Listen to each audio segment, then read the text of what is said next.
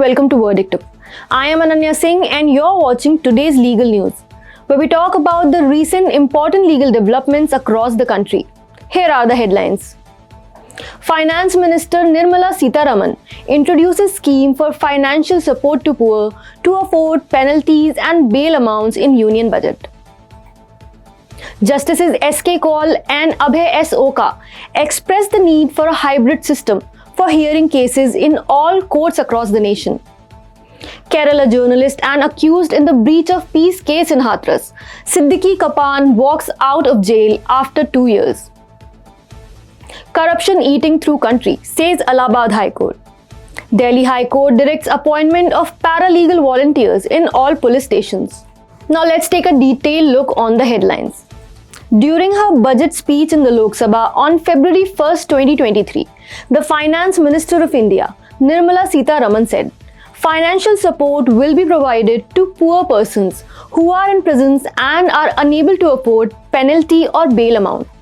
Last year, Prime Minister Narendra Modi had appealed to give priority to cases related to under-trial prisoners languishing in jails, to a joint conference of CMs and Chief Justices of High Courts.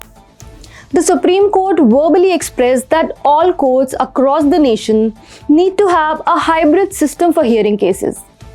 A bench of Justices Sanjay Kishan Kaul and Abhay S. Oka said that every court must be mandated to work with a hybrid system.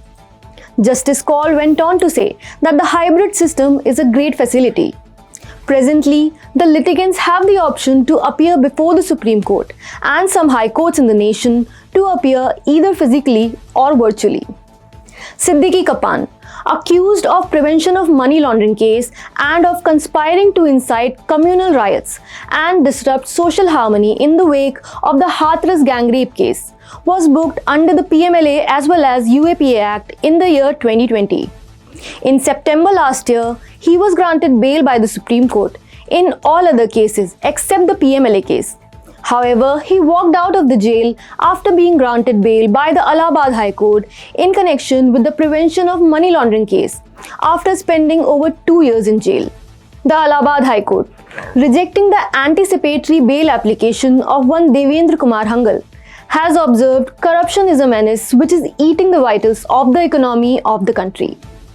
The applicant allegedly indulged in a conspiracy with the officers of the Noida Development Authority and funneled several crores of rupees from the public fund, released for the construction of a cricket stadium with a pavilion building at Integrated Sports Complex at Noida.